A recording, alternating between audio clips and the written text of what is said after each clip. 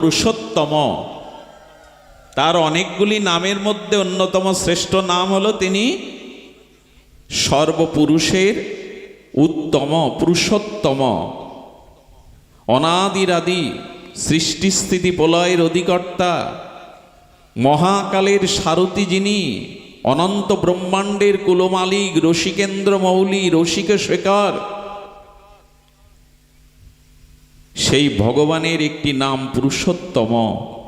সেই নামেই এই অধিক মাসটিকে গোবিন্দ আত্মসাৎ।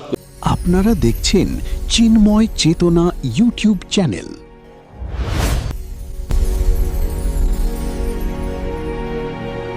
করে বললেন এই মাস ভক্তদের কাছে, বিশেষত যারা ভজন পরায়ণ, যারা বিশুদ্ধ ভজনানন্দী, সেই শুদ্ধ ভজনানন্দী ভক্তের কাছে এই মাস বড় হবে আদরণীয়, পূজনীয়, শ্রেষ্ঠ মাস। পুরুষোত্তম নামে তুমি খ্যাত হবে। আমরা যারা ভগবানের বিশুদ্ধ ভক্তিপথের, প্রগতির পথের যাত্রী, গৌড়ীয় ভজন পথে যারা শ্রীগুরু মহিমায়, গুরু বৈষ্ণবের অপার করুণায় এই পথে হাঁটি হাঁটি পা পা করে পা দিয়েছি, তাদের জন্য এই মাস বড় বন্দনীয়, বড় স্মরণীয়, বড় কল্যাণপ্রদ, মঙ্গলপ্রদ। এই মাসে আপনি ভগবৎ কর্ম, ভজন ক্রিয়া যেটুকু করবেন, বলা হয়েছে সেগুলো চির অক্ষয় হয়ে থাকবে, চিরদিনের মতো অক্ষয় হয়ে থাকবে। কিছু কাল আছে, যেমন গ্রহণ লাগলে, গ্রহণকালে যদি কিছু দান করেন, পুণ্যকর্ম করেন, ওটা যেমন অক্ষয় হয়, তেমনি পুরুষোত্তম মাসে যে মাঙ্গলিক কোনো ক্রিয়া করা হবে সেটা হবে অক্ষয়। অর্থাৎ আজকে যারা সাধুসঙ্গ হরিকথা শ্রবণের আমরা সৌভাগ্য প্রাপ্ত হয়েছি, গুরু মহারাজের অপার করুণায়, রাধা মাধবের অহৈতুকী করুণায়, নিত্যানন্দ গৌরচন্দ্রের অপার প্রসন্ন দৃষ্টিতে আজকের এই ভাগবত শ্রবণ সাধুসঙ্গ আমাদের অনন্তকালের জন্য অক্ষয় হয়ে থাকবে। এই মাসে যা কিছু মাঙ্গলিক কর্ম সব অক্ষয় হয়ে থাকবে। যে কোনো ব্রত মাসে আমাদের কিছু গ্রহণ, আর বলা হয়েছে কিছু ত্যাগ করতে হবে, কিছু গ্রহণ করতে হবে। গ্রহণাত্মক, ত্যাগাত্মক। এই মাসে যেটি ত্যাগ করতে হবে সেটি হলো, এভাবে বলা আছে, ভোরের ঘুমটা তো বড় মোহগ্রস্ত করে দেয়, আমাদের আনন্দ দেয়। আগেই বলে দিচ্ছি, আমি ক্ষমা চাইছি, আমি পারবো না। তবে ব্রাহ্ম মুহূর্তে ওঠাটা এই মাসের একটা বিধি। যদিও গৌড়ীয় বৈষ্ণব ওঠেন, কিন্তু এই মাসে বিশেষ করে প্রভাতে উঠে যদি সাগর স্নান করা যায়, স্রোতস্বিনী নদীতে স্নান করা যায়, আমাদের পক্ষে সম্ভব কি? কারো যদি কুয়ো থাকে, এটা মধ্যম স্থান। সাগর নদীর স্থান হলো উত্তম, মধ্যম হলো কুয়োতে স্থান। আর যদি তাও না থাকে, তাহলে আমাদের যে জলে অবগাহন করি, ওই জলে গঙ্গেছ যমুনাশ্চৈব গোদাবরী সরস্বতী নর্মদা সিন্ধু কাবেরী জলস্মি সন্ধিনিং কুরু গয়া গঙ্গা প্রভাস পুষ্করণী তীর্থানানি চ। তো সন্ধ্যাকালে ভবন্তু, এই মন্ত্র বলে গঙ্গা যমুনা সরস্বতীকে আহ্বান করে, মন্ত্রপুত করে ওই জলে অবগাহন করলে আপনার স্নানের যেটা গ্রহণাত্মক, যেটা ভজনের, সেটা পরিশুদ্ধ হবে। একটু দীপদান দিন, দামোদর ব্রতের মতো এই মাসে একটু দীপদান দিন। খাদ্যের ভিতরে বারবার খাদ্যর কথাটা, কি খাবো কি খাবো না, এটা বলতেও ভালো লাগে না, তবু বলি এই মাসে অন্তত ওই নিয়ম সেবার মতো একটু আতপ দিতে হবে ভগবানকে, বা নিজে পেতে হবে একটু। সিদ্ধটা আমিষের মধ্যে বলা হয়, এই জন্য এই মাসে একটু আতপ পেতে পারলে ভালো। আমি আপনাদের বলছি না, কারণ আহার আদি নিয়ে আমার মাথা ব্যথা খুব নেই। আমার মাথা ব্যথা যেখানে, সেখানে এই মাসে একটু ভজন বাড়াতে হবে। আহার যে যা করেন, সিদ্ধ না পেলে, আতপ পেলে যদি আপনার উদরময় রোগ হয়, আমি একবারও বলবো না আপনি আতপ পান। অসুস্থ হয়ে পড়লে আপনি ভজন কি করবেন? যদি পারেন ভগবানকে একটু আতপটা লাগাতে হবে, আতপ চাউল। এখানে ত্যাগ বলতে শাক তো এই মাসে নয়, চাতুর্মাসে প্রথম শ্রাবণে শাক নিষেধ। দয়া করে এই মাসে সনাতনী হিন্দুরা একটু শাক আহার থেকে পরিত্যাগ করুন, কারণ চাতুর্মাস আমরা পালন না করতে পারলেও এই শ্রাবণ মাসে শাককে নিষিদ্ধ করা হয়েছে। এটা বৈজ্ঞানিক, মন গড়া কল্পিত কোনো সিদ্ধান্ত ঋষিদের নয়। শাকটা আর বরবটি, সিম, বেগুন এগুলি তো আছেই, এগুলি একটু পরিত্যাগ করুন। এখন এই সব রেখে এই মাসের যেটা করণীয় আমাদের সাধ্যের মধ্যে, সেটি বলেই আমরা পাঠে প্রবিষ্ট হব। সেটি হলো 8 মালা করতেন, 8 মালা বাড়িয়ে দিন, অন্তত এই মাসে প্রতিদিন 16 মালা জপটা দয়া করে করুন। এই মাসে একটু ভাগবত শ্রবণ করুন, হরিনাম সংকীর্তন করুন, সাধু সঙ্গ করুন, গ্রন্থ পাঠ করুন, সামর্থ্য থাকলে একটু সাধুগুরু বৈষ্ণবকে সেবা দিয়ে দিন। এই মাসে মূলত ভজনটা বাড়াতে হবে। আপনি অন্য নিয়ম কতটুকু পালন করবেন, আমি করব, এইটা আমি আপনার উপরে বেশি করে আরোপ করব না, এইটুকু অনুরোধ করব। এই পুরুষোত্তম মাসে যা করা হবে মাঙ্গলিক ভগবত ভজনাদি ক্রিয়া, তা অক্ষয় হবে, পরম কল্যাণপ্রদ হবে। এই জন্য এই মাসে ভজনটা বেশি বেশি করুন, এই অনুরোধ আপনাদের চরণে। পুরুষোত্তমকে বন্দনা করে, এই মাসকে প্রণতি জানিয়ে, এই মাসের কৃপাশিস যাতে আমরা সকলেই প্রাপ্ত হয়ে গৌর গোবিন্দের বিশুদ্ধ ভক্তি লাভ করতে পারি, এই প্রার্থনা রেখে এখন আমরা মূল পাঠে প্রবেশ করি। অনেক চিত্ত বিভ্রান্তা মোহজাল সমাবৃতা প্রসক্তা কাম ভোগেষু পতন্তি নরক অসুচ। ঠাকুর মশাই বলছেন, শ্রীল নরোত্তম ঠাকুর মশাই, দারুণ সংসার গতি বিষয়েতে লুব্ধমতি তুয়া বিস্মরণ শেল বুকে। আমাদের মনটাকে ঠাকুরমশাই বলছেন বিষয়ে লুব্ধ। ভ্রমর যেমন ফুলের মধুর জন্য বড় প্রলুব্ধ, লুব্ধ, বড় লোভী, তেমনি কাম, ক্রোধ, লোভ, ভোগ, বাসনা, শব্দস্পর্শ, রূপরস, গন্ধে ঠাকুরমশাই বলছেন বিষয়েতে লুব্ধ মতি। মতি মানে আমাদের বুদ্ধিটা বিষয়ের ভোগের প্রতি বড় লোভাতুর, আতুর। এর কারণ হলো আমাদের চিত্তটা বিভ্রান্ত হয়ে গেছে।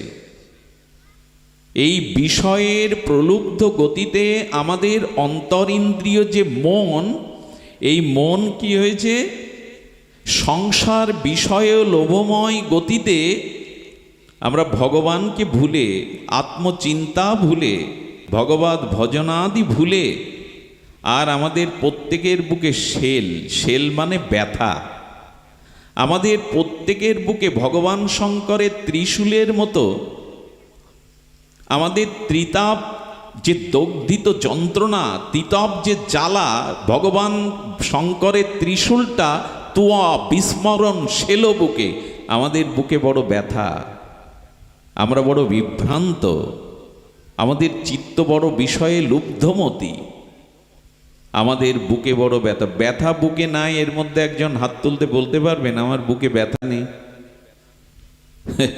ব্যথা তো আছেই।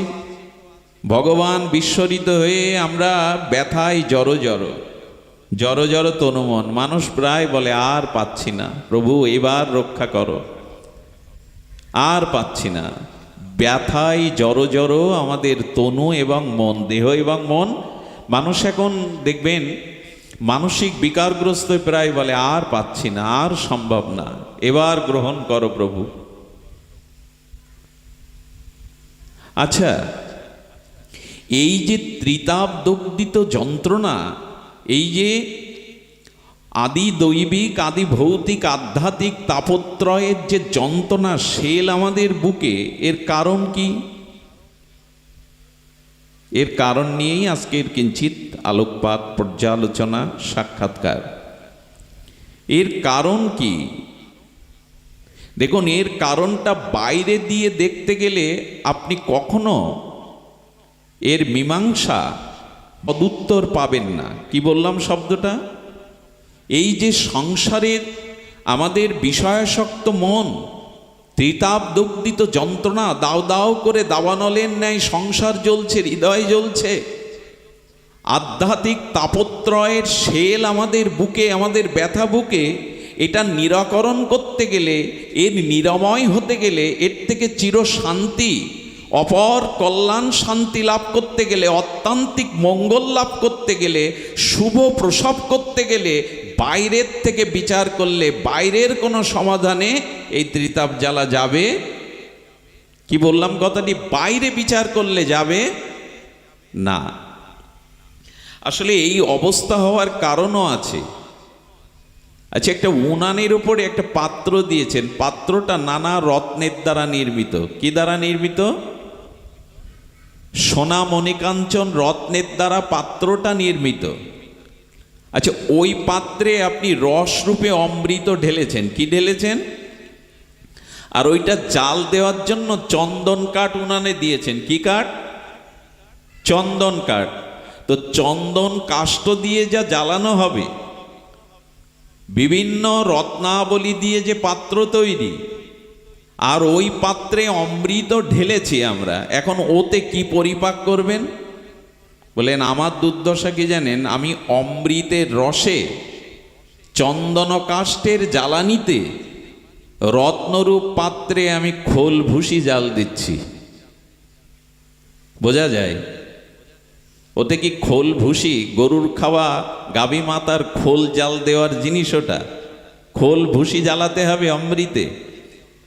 আমার এই দেহটা দেবদুর্লভ পাত্র, মণিরত্নের পাত্র। সাধুমুখে হরিকথার অমৃত এই হৃদয়ে দিয়েছি। হরিকথা শুনতে যাই তো আমরা, ভাগবত শুনতে যাই তো। আর এই বেদ, ভগবানের, পুরাণের, উপনিষদের, ভাগবতের যে বিশুদ্ধ জ্ঞান, সেটা হলো চন্দন কাঠ। এখন জ্ঞানের কাষ্ঠে, দেহরূপ রত্ন পাত্রে ভাগবত কথা, হরিকথারূপ অমৃত ঢেলে সারাটা জীবন পরিপাক করলাম বিষয়ের প্রতি দুর্গন্ধময় কামনা বাসনা, খোল ভুসি। আমাদের এই হলো জাতীয় দুর্দশা। এটা হলো আমাদের জাতীয়। আচ্ছা, আপনার হাতে সোনার হল, হল মানে নাঙ্গল, হল মানে সোনার নাঙ্গল আপনার হাতে, মাটিটাও উর্বর, কিন্তু বিষের বীজ পুঁতলেন ওখানে। ঠিক হলো কি? এই দেহটা হলো ভজনের উর্বর ভূমি, আর আমাদের চেতনা বা বিবেকটা হলো সোনার হল মানে নাঙ্গল। কিন্তু আমার হৃদয় ভূমিতে আমি কামনা বাসনা বিষয়ের বীজ বপন করেছি। ফলটা কি আসবে? একটু কথা বলতে হবে। কি আসবে ফল? বীজ পুঁতলে, বিষয়ের বিষম বীজ যদি রোপণ করা হয়, ফলটা কি আসবে? বিষেরই ফল আসবে, আসছেও জীবনে তাই। এখন এর থেকে নিষ্কৃতির উপায় কি, সেটাই আজ আমরা অনুসন্ধান করব শাস্ত্রের দৃষ্টিতে। এর থেকে উপায় হলো, আগেই বলেছি, বাইরের দিকে দৃষ্টি দিলে এটা নিরাকরণ হবে না, যেটা এখন আমাদের সমাজ ব্যবস্থায় বলা হচ্ছে। মানে বাইরের দিকে দৃষ্টি দিলে মানে আমি যদি বহু ধন সম্পদের মালিক হই, আমার যদি সুরম্য অট্টালিকা থাকে, আমার যদি সুন্দরী রমণী থাকে, প্রভুত্ব করবার মতো ক্ষমতা থাকে, আমার পেছনে যদি বহুবিধ শক্তি থাকে, আমি যদি নীরোগ অবস্থানে থাকতে পারি, এগুলি যদি পেয়ে যাই, তাহলে মনে হয় আমি চির সুখী হব। এই বাইরের ব্যবস্থা দিয়ে এই রোগ নিরাময় করা যাবে না। ধন জন পুত্র পরিজন বিত্ত বৈভব রূপ যৌবন জাগতিক যত পদমর্যাদা যা কিছু, তা দিয়ে এটা বাইরের। এইটা দিয়ে আমাদের ত্রিতাপদগ্ধিত এই বিষ বৃক্ষের বিষময় বিষ নিবারণ করা সম্ভব নয়। দৃষ্টি দিতে হবে ভেতরে। একটা অদ্ভুত দৃষ্টান্ত এসেছে, দৃষ্টান্তটা আপনাদের বোধ করি আনন্দ দেবে। এই যে বাহ্যিকভাবে, আচ্ছা, ডক্টর মহানম্রত ব্রহ্মচারী ভাগবত গঙ্গোত্তরী বললেন, গায়ে কারো খোস পাঁচটা হয়েছে, চুলকোনা, চর্মরোগ। এখন চর্মরোগ যার হয়েছে, সেখানে ওপরে ওপরে চামড়ার উপরে মলমটা লাগালে যাবে তো? ভালো ডাক্তার বলবেন চর্মরোগে তোমার ভেতরে রক্তের মধ্যেই ঔষধের দ্বারা ওটা নিরাময় না করলে ওপরে ওপরে চর্মরোগের মলমটা উপরে ঘষলে যাবে না। ঠিক ওপরে ওপরে আমরা যদি দৃষ্টি দেই, অর্থ বিত্ত বৈভব সুন্দরী রমণী যশ ক্ষমতা প্রতিষ্ঠা এগুলি দিয়ে চিরদিনের মতো আমার এই বিষ বৃক্ষের যে বিষম জ্বালা ত্রিতাপ জ্বালা এটি যাবে না। চর্মরোগ সারাতে গেলে ভেতর থেকেই ওষুধ প্রয়োগ করে সারাতে হবে। ওপরে ওপরে দিলে তো সবার সেরে যেত। ডাক্তারবাবু হাসছেন পাশে বসে, উনি বুঝতে পেরেছেন। ওনারা তো প্রেসক্রিপশন লিখে দিয়ে দেন, বাবা শুধু মলম লাগালে হবে না। আমার এক প্রিয় ডাক্তারবাবু উনি সাই দিলেন কথাটা, ঠিক আছে। তার মানে উপরে মলম লাগলে যাবে কি? ভেতরের রক্তের মধ্যে শনিতের মধ্যে যে ওই চর্মরোগের জীবাণু আছে ওটাকে মারতে হবে। তা আমাদের বুদ্ধি হলো বাইরের ধন জন বিত্ত বৈভব সুন্দরী রমণী ভোগবিলাস পেলেই বুঝি জীবন, এটা মনে করি কিনা? আপনারা না করলেও আমার মতো যারা, আমি যারা তাই মনে করি। এই হলে হতো, ওই হলে হতো, এমনি করে হলে হতো। শাস্ত্র বলছে বাইরের দৃষ্টি দিয়ে এর সমাধান নাই। দৃষ্টান্ত স্বামী রামসুখ দাস দিয়েছেন, দৃষ্টান্তটা বড় অপূর্ব। আচ্ছা, পৃথিবীতে যত বৃক্ষরাজি আছে সেই বৃক্ষরাজির অনেকগুলো শাখা পোশাকা পল্লব পুষ্প পাতা থাকে কি না? তো বাতাসটা তো সব বৃক্ষরাজিতেই লাগে না? বাতাস যখন প্রবাহমান হয় তখন ওই বৃক্ষের পল্লব পাতাগুলো দুলতে থাকে কিনা, হেলতে থাকে কিনা, দোদুলমান হয়ে দোলে বাতাসে। আচ্ছা,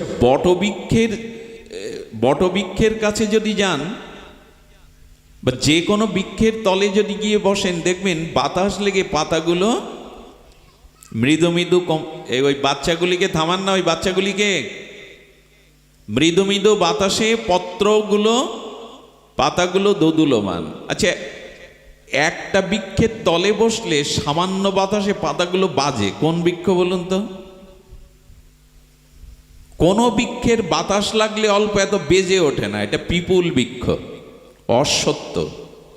লক্ষ্য করেছেন? সামান্য বাতাস লাগলে ওর পাতাগুলো নূপুরের মতো বাজতে থাকে, শব্দ সব থেকে বেশি হয় পিপুল বৃক্ষে। তো পিপুল বৃক্ষের তলে কেউ বসেছে, সামান্য বাতাসে পাতাগুলো দোদুলমান হয়ে বাজছে নূপুরের মতো, বেশি শব্দ হয়, দেখবেন খুব শব্দ হয়। অন্য বৃক্ষের পাতা এভাবে বাজে না, পিপুল বৃক্ষের পাতা যেভাবে শব্দ, অনেকের অনুভূতিতে হয়তো নাই, কারণ পিপুল তো সব জায়গায় পাওয়া যায় না। যাদের আছে আগামীতে প্রমাণের জন্য একটু তলে গিয়ে বসবেন। এখন সামান্য বাতাসে পিপুল বৃক্ষের পত্রগুলো থরথর করে কাঁপছে এবং বাজছে, শব্দটা আপনি শুনতে পাচ্ছেন। আচ্ছা, যদি মনে করেন এরা এই যে বাজছে, এরা যে কাঁপছে, এতে আমি মানে স্থিতি করব, তো এই স্থিতি করতে গেলে কি করতে হবে? সব পাতাগুলো শাখা ডাল পাতা যা যা আছে সব মানে ফেলে দেবেন, সম্ভব কি? এইভাবে ওই পাতার তরঙ্গগুলো চঞ্চলতাগুলো স্থির করা যাবে? সব পত্রগুলো আপনাকে গাছ থেকে বিযুক্ত করতে হবে, ফেলে দিতে হবে। এটা কি সমাধান? ওই দেখে আপনার মনও চঞ্চল হচ্ছে, যেমন আমাদের বাইরের কামনা বাসনায় মন চঞ্চল। সাধক এসে বলছেন কি, বৃক্ষের পাতার দিকে, শাখার দিকে, পল্লবের দিকে তাকিও না, এই বৃক্ষটাকে যে ধরে রেখেছে এর অস্তিত্ব যেখানে, সেই শিকড়ের দিকে তাকাও। গোবিন্দ ভাগবত শ্রীমৎ ভগবত গীতাতে বলেছেন এই সংসারটা অশ্বত্থ বৃক্ষ, বলেছেন না? অশ্বত্থ বৃক্ষ। তো বলছেন এই বৃক্ষটাকে, যার অস্তিত্ব যিনি ধরে রেখেছেন, ওই মূল শিকড়ের দিকে তাকাও। মূল শিকড়ে বাতাস লাগলে কি নড়ে, শব্দ হয়, তরঙ্গ হয়?